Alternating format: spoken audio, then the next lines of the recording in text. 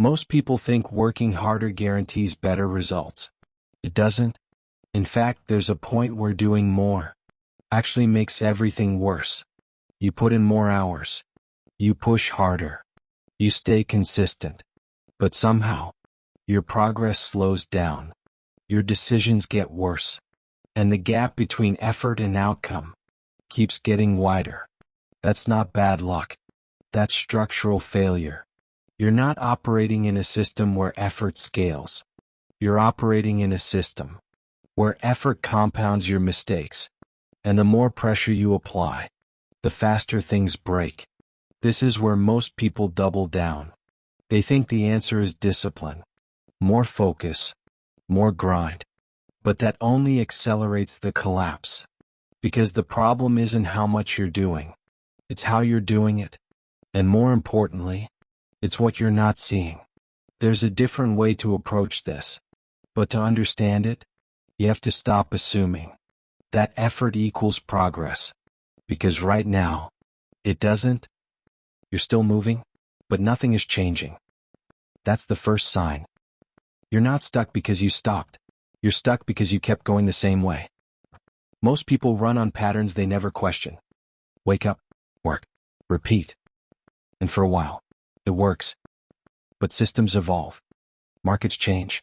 Technology shifts. And suddenly, the same actions stop producing the same results. This is where most people make the mistake. They try to do more of what used to work. Faster, harder, longer. But repetition inside a broken system doesn't fix it. It locks you deeper into it. You're not building momentum. You're reinforcing the wrong loop. And the more consistent you are, the harder it becomes to escape. Because now, your habits aren't helping you. They're trapping you. At some point, the problem stops being external and becomes internal. You're no longer just dealing with a bad system. You're dealing with a bad state. The pressure builds, quietly, then all at once. Your mind gets noisier. Your reactions get faster. And your judgment gets weaker. That's the dangerous part. Because from the outside, it still looks like discipline. You're still showing up, still working, still pushing. But internally, you're losing precision. You stop thinking in clean lines. You stop seeing options. You stop making decisions from clarity and start making them from tension. That's when stress becomes expensive, not because it hurts, because it distorts. It distorts timing. It distorts priorities. It distorts what feels urgent and what actually matters. So the real damage isn't just fatigue, it's misjudgment. And once your judgment slips, everything downstream gets worse. More effort, more noise, less control. That's how people break. Not all at once, but decision by decision. At this point, you need to stop. Not slow down, stop. Because if you keep moving, you won't notice what's wrong. Most people don't fail from lack of effort. They fail from lack of direction. And the more effort they add, the harder it becomes to see it. So let's be precise. Look at the last 6 months. Not what you did, not how hard you worked.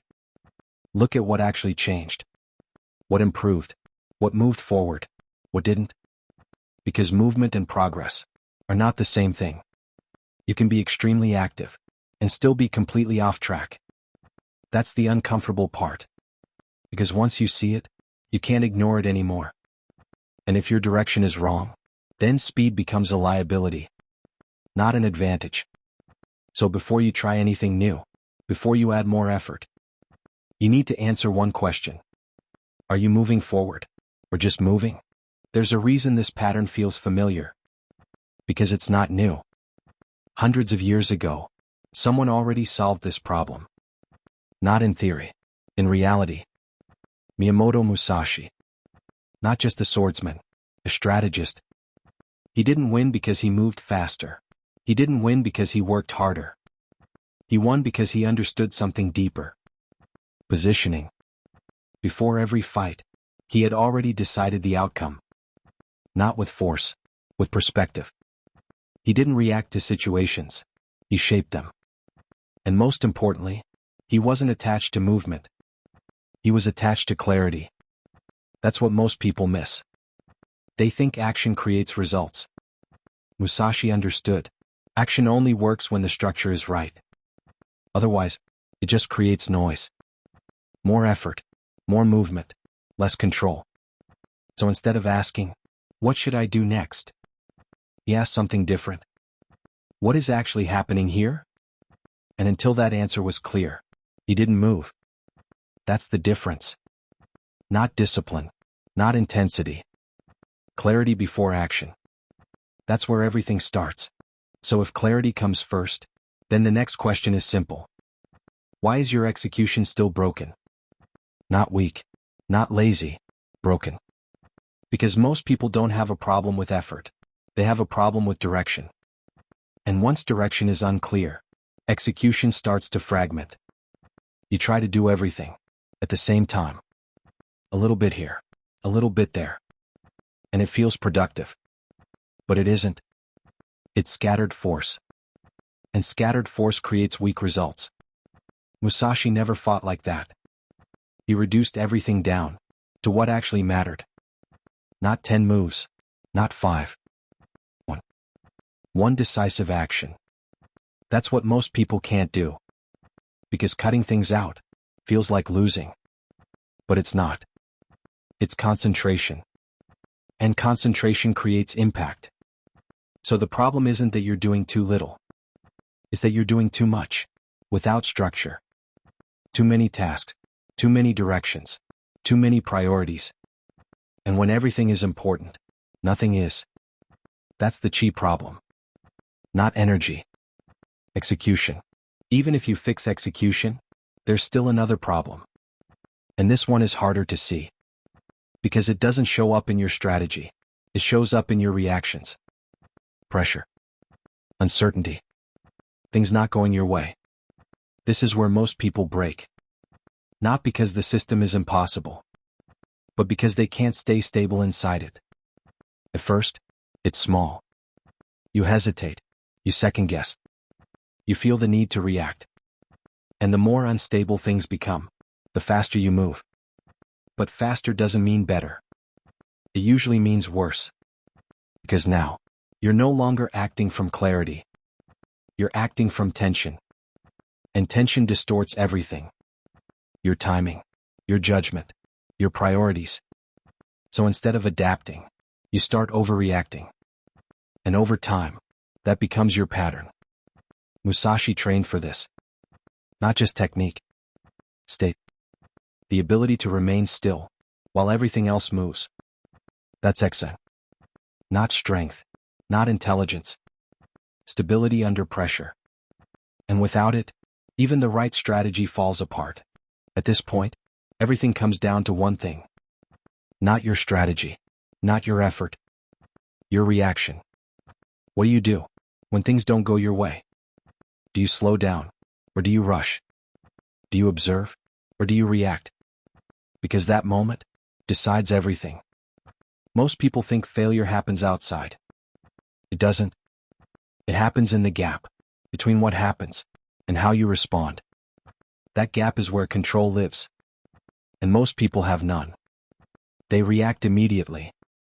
Emotion first, decision second. And by the time they realize it, they're already off track. Again. That's the pattern. Not one mistake. A repeated reaction. Musashi understood this.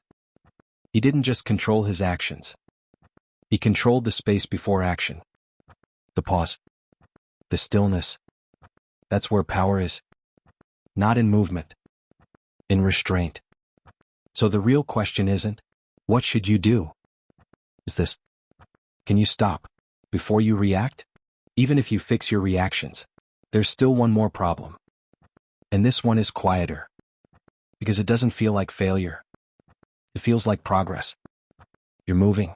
You're doing the right things. You're staying disciplined. But something still feels off. That's not confusion. That's misalignment. You're executing well. You're reacting correctly. But you're moving in the wrong direction. And the dangerous part is, it doesn't break immediately. It compounds. Day by day. Decision by decision. Until one day, You realize you've gone too far, in the wrong direction. That's the Tao problem. Not effort, not execution, not reaction. Direction. Musashi didn't just focus on action. He focused on path. Where it leads, what it creates, what it costs. Because once you choose a direction, everything else follows. Your actions, your habits, your identity. So if the direction is wrong, even perfect execution becomes useless. Even perfect control leads nowhere. That's why this matters.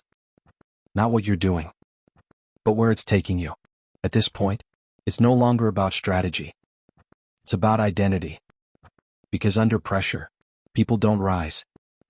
They reveal. What you do next isn't based on what you know.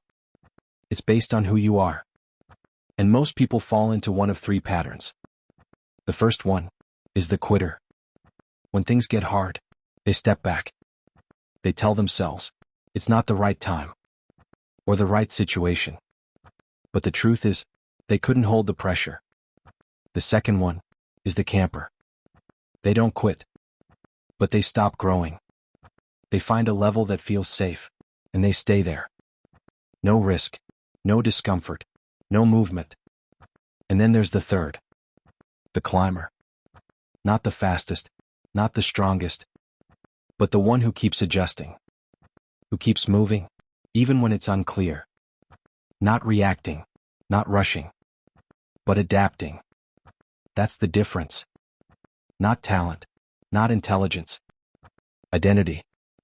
So the question isn't, which path exists? Is this, which one are you already on? That's the structure. Tao. Execution. Stability. Direction. Nothing complicated. But not easy either. Because this isn't about learning something new. It's about seeing what's already there. Where your execution is scattered. Where your state breaks. Where your direction drifts. And once you see it, you can't unsee it. From that point on, every decision becomes clearer. Not easier, but cleaner. You cut what doesn't matter. You hold your state. You move with intent. That's all this is. No system will fix it for you. No strategy will save you. Only structure. And your willingness to follow it. Everything else is just noise.